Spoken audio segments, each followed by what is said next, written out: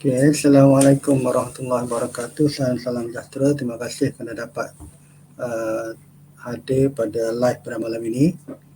So, pada malam ini saya nak berkongsi dengan anda semua calon-calon pegawai immigration KP19 bagi tajuk bagi section B, section B iaitu kepahaman bahasa Inggeris. Saya rasa perkongsian ini akan bermanfaat terutamanya kepada mereka-mereka yang kali pertama dipanggil untuk exam SPA. Jadi sebelum saya teruskan ni, saya nak ingatkan bahawa SPA ni dia ada dua jenis peperiksaan, PC, PSEE, Public Service Entry Examination, iaitu satu dipanggil aptitude yang mana yang anda akan duduki nanti pada 7 ataupun pada 12 ataupun pada 14 adalah PC aptitude. Jadi PC aptitude ni dia biasanya ada 3 section bergantung pada jawatan yang dipohon. Biasanya section pertama ialah pengetahuan am, yang kedua daya menyelesaikan masalah, dan yang ketiga adalah kefahaman bahasa Inggeris. Jadi bagi KP19 ni anda ada dua section, iaitu daya menyelesaikan masalah yang mana saya telah terangkan semalam melalui video di Telegram. Anda boleh lihat link ataupun saya dah upload ke YouTube. Anda boleh lihat apa yang saya telah terangkan semalam lah. Okey, pada malam ini kita nak lihat kepada kefahaman bahasa Inggeris.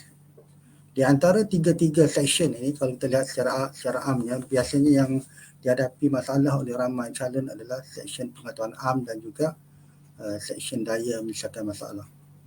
Section bahasa Inggeris ni bagi kebanyakan calon ianya taklah sukar manalah, tapi kalau walaupun tak sukar, soalan dia agak bukan senang lah, agak tricky sikit.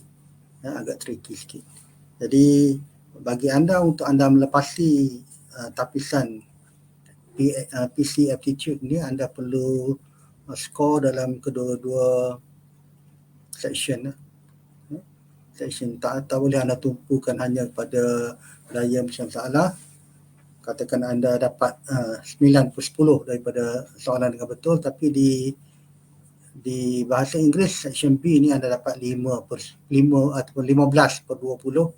Jadi surahnya agak tipis untuk anda terus ke peringkat seterusnya, dan anda kena skor dalam dua-dua section yang dinyatakan lah. Jadi saya akan mulakan dengan saya nak share screen kepada apa yang saya dah sediakan kat sini. Malam ni saya nak ceritakan sedikit tentang mungkin bagi yang dah biasa, dia tidak ada perubahan lah. Kalau yang biasa mengambil peperiksaan PC ni, bahasa Inggeris tidak ada perubahan ya. Dan sejak daripada dulu kita ada masa 20 minit untuk 20 soalan. Kecuali bagi macam PTD dia ada masa lebih lah, 30 minit untuk 30 soalan.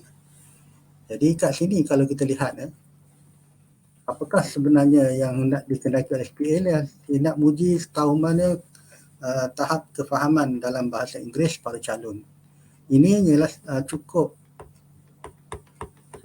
Saya kena set supaya saya stopkan dulu banner ni supaya tak mengganggu kita punya skrin test suara tu. Hide sekejap. Okey.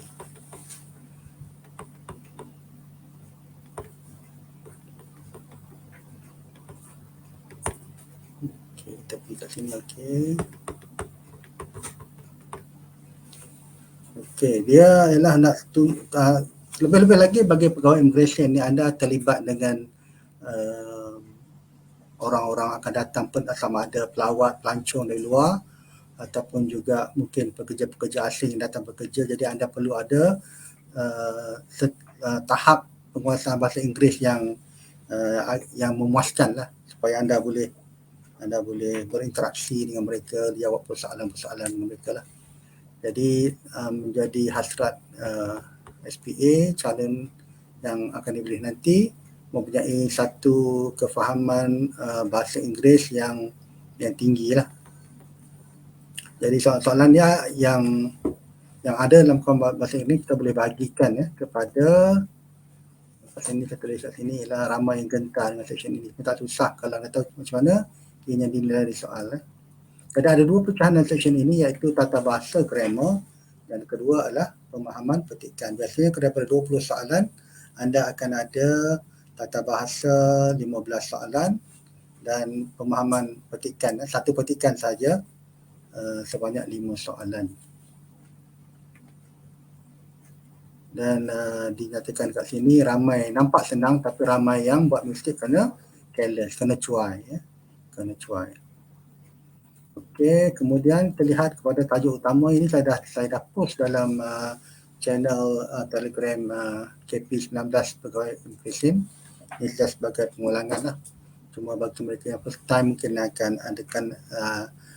akan tahu apa sebenarnya anda akan diuji. Jadi bahagian tata bahasa grammar ni ia meliputi tajuk berikut iaitu noun, kata nama. Kata nama ni contohnya macam school, market, man. Kemudian pronoun, kata ganti, they, we, myself, ourselves, yourself, itu pronoun. Yang ketiga adalah adjective, kata sifat. Misalnya big house, sad man, weak student, itu kata sifat. Yang seterusnya adalah verb, kata kerja. Contohnya walk, run, sleep. Kemudian adverb, kata keterangan. Contohnya drive macam mana? Drive slowly. Speak loudly. Yang 5. Yang mana adalah conjunction, kata hubung, kata yang ada diuji dalam ayat yang akan ada. Mungkin dia bagi satu ayat, anda pilih conjunction yang sesuai. Conjunction ni kata hubung seperti however, in addition, because, therefore. Ini contoh je lah, contoh saja. Banyak kalau kita nak go secara deep dalam dia, banyak bahasa Inggeris ni. Yang ketujuh adalah interjection, kata seru. Contoh kata seru adalah hooray, ho, oh dan sebagainya. Kemudian nombor 8 adalah preposition, penggunaan at, in, on. I arrive in Kota Baru, I live in Kuala Lumpur misalnya, ataupun he put the book on the table. Okay, preposition. Kemudian nombor 9 adalah phrasal verb. Phrasal verb ini adalah benda gabungan di antara verb dan juga preposition. Speak up, call back, give away. Dia banyak. Ini yang agak sukar lah phrasal verb ni. Anda kena tengok, anda kena mahir phrasal verb ni, dia terlalu luas.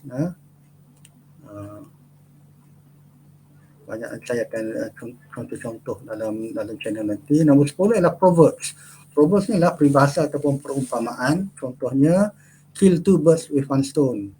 Kill two birds with one stone adalah satu contoh proverb. Satu lagi contoh adalah no pain no gain. Biasanya no pain no gain kata kalau tak usaha tak akan berjaya lah. Dia kena melalui kesukaran, kesusahan baru berjaya. Nombor 10. Nombor 11 adalah idiom, iaitu simpulan bahasa ataupun kiasan. Contoh dia to spill the beans, makna kata maksudnya untuk kita mendedahkan rahsia. Burn the midnight oil adalah satu simpulan bahasa kiasan. Katakan kalau anda membuat persiapan sampai tengah malam, contoh dia kita burn the midnight oil lah. Kalau orang dulu dia berjaga malam tu dia pakai pelita lah. 12. Nombor 12 ialah spelling, ejaan. Spelling ni anda dah tengok dalam channel, saya bagi dua contoh. Okey. Okey, di antara benda lagi yang anda tahu dalam noun bila tadi yang saya tunjuk ke atas lah secara general, secara asas lah. Dia tak akan tanya simple, dia akan ada dalam noun kita pecah kepada collective noun. Collective noun ialah bagaimana kita nak gunakan untuk kumpulan-kumpulan, sama ada haiwan, sama ada benda, sama ada manusia. Dia ada dia punya penggunaan kolektif yang betul lah. Misalnya kalau kita ambil pada alligators ni buaya, kita panggil a congregation of alligators. Congregation of alligators, ataupun untuk kita ambil yang ni a troop of baboons. A troop of baboons Mungkin dia akan bagi, kalau straightforward kan, dia bagi a baboon. So, kita kena pilih yang mana satu lah. Okey, ini contoh-contoh saja. Okey, dah ada juga dalam ni untuk animal kita panggil a troop of monkeys. Dia ada dua contoh soalan. Satu dia bagi suruh anda pilih collective noun sesuai. Yang kedua ialah dia beri ayat, katakan dia bagi 4 sentences. Anda kena pilih manakah sentences yang menggunakan collective noun yang betul. Itu untuk collective noun. Satu lagi yang anda kena tahu juga ialah tentang adjective order. Adjective order ni mana kita nak gunakan dulu. Ini nanti kita tengok contoh dalam, mungkin saya akan bagi contoh dalam channel nantilah. Macam mana nak gunakan dulu. Kita nak guna a square white table ataupun a white square table. Contoh. Kita nak guna a square white table ataupun a white square table. So ini dia bagi dia punya contoh lah. Kalau itu contoh itu tadi, yang betulnya kena bagi square dulu baru white. Kalau kita kata table tadi, a square white Italian table. Katakan table daripada Itali. So anda kena buat a square white Italian table. Kalau anda pilih, kalau dia bagi ayat-ayat, pilih betul. Kalau yang salahnya anda kata an Italian white square table. Bagi kita mungkin nampak macam sama kan, tapi sebenarnya dia kena ikut susunan yang betul lah, adjective. Okey. Seterusnya kita lihat kepada agreement of verb with subject. Ini banyak.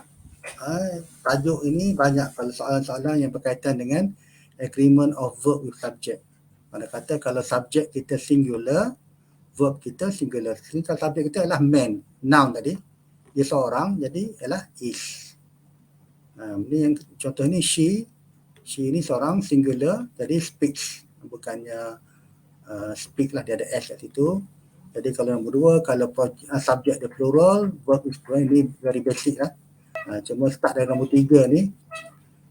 Tiga ni, when two or more singular subjects are joined by and the verb is plural. Bila ada dua singular, kat sini ialah are, bukannya is. Begitu juga nombor 4, bila anda either, neither semua, macam mana nak tahu is ke are ke? Kat sini dia punya rules dia ialah verb is singular. Dia ada lebih kurang 14 dia punya rules dia. Rules nombor 5, bila plural, ini plural, maka dia kena juga verb dia ialah plural. Kemudian jika ada yang ini yang biasa kita akan jumpa lah, bila kita ada singular dan juga plural, macam ni, either Aisyah or his friends. So kat sini rule dia ialah kita lihat kepada apakah when is done by ni, the verb is plural and plural comes before the verb. Kataan plural ni datang sebelum daripada kat sini lah, have. Sebab sini ialah ada s, maka anda perlu guna have. Tapi kalau kat sini ialah singular, either Aisyah or his friend, seorang, sini ialah has, bukan have, has. Okay, so sama juga dengan ni lah. Kerana anda boleh, nanti saya akan bagikan nota ni dalam bentuk PDF untuk anda je lah. Okay. Ini serupa juga bila ada perkataan-perkataan macam ni, kita kan ada mengelirukan lah. Both Asian and Mary speak. Yang betul lah speak, bukannya speaks. Okay. Seterusnya nombor 10. When two or more singular objects are preceded by each, every, the verb is singular. Each boy and girl has, bukannya have. Okay, nombor 11, nanti anda boleh tengok balik lah. Okay. Nombor 12, bila benarnya idea. Kalau tengok break and age macam dah plural kan, tapi tidak. Sebab ini satu idea.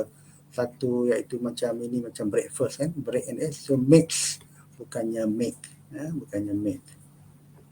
Okay. Itu ada 14 dia punya ni lah. Okay. Malam ni saya nak go through beberapa contoh soalan. Contoh soalan. Soalan pertama adalah the horse and carriage and all form of transport. Ada is, are, was or were. Okey. Ramai akan jawab were sebab kita tengok ada perkataan and sini kan. Horse and carriage.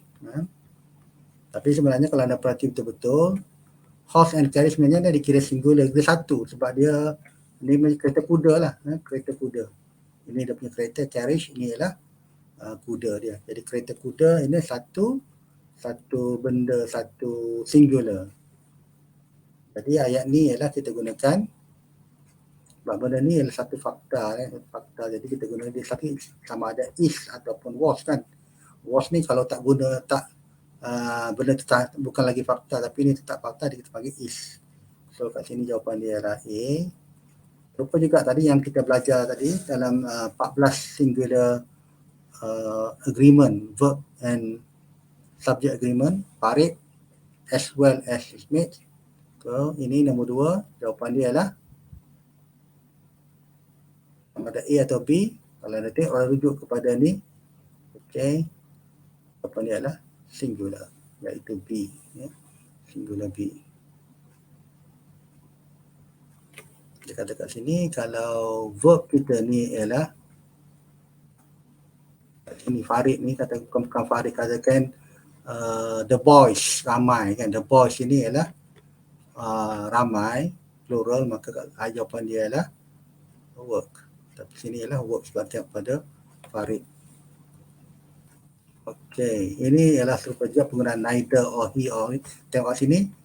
Sebelum ni apa dia? Singular ke plural? Sini ialah we. We ialah plural. Jadi jawapan dia sama ada are ataupun were, tapi sebab ni yesterday, semalam. Jadi kita guna were. So nombor 3 jawapan dia adalah D. Okay, nombor 4 sama juga dengan tadi saya contoh tadi, bila either kita tengok kat sini apa perkataan kat sini, plural ataupun singular. Satu ataupun lebih satu, ramai ataupun seorang. So bila kat sini ialah ramai, kita ada have, has, had ataupun having. D itu bukanlah. So has pun bukan, sama ada A atau C. Tengok konteks ayat ini adalah dalam present perfect tense, maka ianya adalah have taken. Bukan had taken. Nombor 5 adalah contoh bagi penggunaan tenses future. Perkataan shall ni adalah benda yang akan datang. So anda tak boleh anda kena tengok konteks dalam future. Kita ada tense, kita past tense, present tense, future tense kan. Jadi kita tengok dalam konteks tu. Jadi yang jawapannya adalah finishing. We shall be finishing our work. Dan akhir sekali ialah, okey, ini contoh satu lagi. Soalan idioms ataupun proverb, simpulan bahasa ataupun peribahasa ni, dia akan kalau lihat pada lepas soalan saya pada lepas, maka dia ada dua bentuk keadaan yang mungkin keluarlah. Sama ada dalam bentuk ayat, dan satu lagi ialah dalam bentuk di mana diberikan idiom atau proverb ini ada dalam petikan. Ada dalam petikan di mana anda perlu menjawablah. Anda perlu memilih jawapan yang betul. Contoh kat sini. Rashad was right on the ball regarding the assessment of the execution. The idiom on the ball. On the ball ni maksud apa? Maksud dia adalah understood the case well. Itu lebih kurang. Okay. Itu saja untuk malam ini sebagai just untuk pendedahan untuk anda ketahui. Untuk anda ketahui contoh-contoh ataupun apa persediaan yang anda perlu buat. Bagi saya akan nasihatkan anda tumpukan mungkin kalau 100%, 75% kepada daya masalah dan manakala 25% lagi dalam bahasa Inggeris. Jadi ada apa-apa nak tanya tak? Anda boleh tanya. Kalau anda ada apa nak tanya, anda boleh tanya. Saya bagi lebih ke masa 1 minit untuk ni kalau nak tanya. Kalau tak ada apa-apa, saya nak akhiri perkongsian pada malam ni lah. Okay, nanti akan anda akan boleh lihat, saya akan upload, sama ada anda boleh lihat balik rakaman ini dalam FB page ini, Tips Kerjaya SPA, ataupun di YouTube Tips Kerjaya SPA. Kalau ada apa-apa komen anda boleh tulis, saya boleh jawab lah.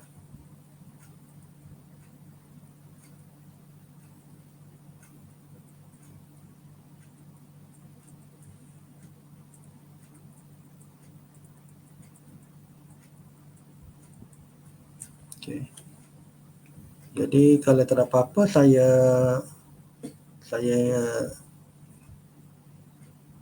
ni aku tadi channel Telegram tu maksud apa, saya tak faham. Dia tanya soalan ke apa ke? Okey, nanti di bawah ni bila saya post nanti di ni akan ada boleh check di YouTube. Bagi yang ni saya akan bagi link channel Telegram saya lah. Channel Telegram saya ada channel Telegram, saya ada grup Telegram. Grup Telegram adalah more untuk anda berbincang sama calon. Seperti saya nyatakan, semua grup sama ada Telegram ataupun WhatsApp, pada masa exam nanti ia akan di-off-kan. Dia akan di-off-kan. Anda periksa pukul 2 sampai pukul 3. Semua kedua saya akan off-kan sebagai kita nak jaga integriti lah. SPA dah bagi warning jangan berkongsi jawapan dan sebagainya. Jadi anda kenalah jujur dengan diri anda, buat sedaya baik mungkin, dan juga saya sarankan anda buat discussion lah. Pilih kawan-kawan calon, mungkin buat 2-3 orang. Dengan itu anda akan lebih cepat faham ataupun tahu kenapa jawapan-jawapan yang kalau anda ada contoh soalan dah tahu, dah jawapan dah tahu kenapa jawapan saya, ataupun kalau bahasa Inggeris straightforward lah kan. Tapi kalau bahasa daya macam salah, mungkin anda kira dapat jawapan lain tapi soalan tu bagi jawapan lain kan. Mungkin ada silap ataupun tak faham.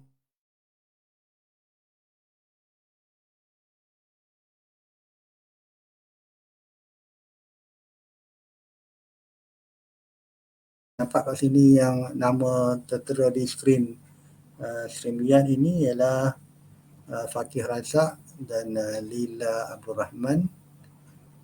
Okey, boleh saya tahu Fakih ni bila exam dan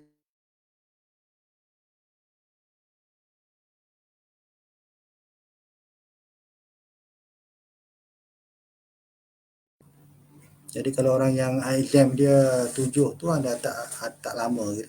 Anda ada nanti kita pernah masuk Ramadan ni kan. Pakai 7 hari bulan. Okey, terima kasih kena respon. Lila Wano Syahida, saya tengok dalam WhatsApp group ni, okey, Lila 14, ada lebih kurang 2 minggu untuk ni. Ni Marin pun terima kasih sama-sama. Okey, kalau ada apa-apa anda boleh tu saya semua dah ada saya punya kontak kan. Kalau ada apa-apa,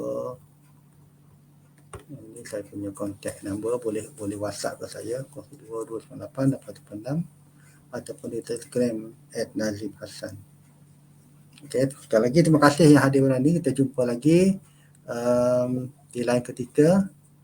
Saya akan sempena Ramadan ni, saya nak ucapkan selamat menyambut Ramadan, selamat menjalankan ibadah puasa, dan quiz box saya akan jalankan tapi mungkin lewat sikit lah, mungkin lepas tarawih. Jadi mungkin saya akan umumkan lah masa yang sesuai, mana-mana kita pun kena gunakan masa yang ada, dan juga gunakan manfaatkan Ramadan ni.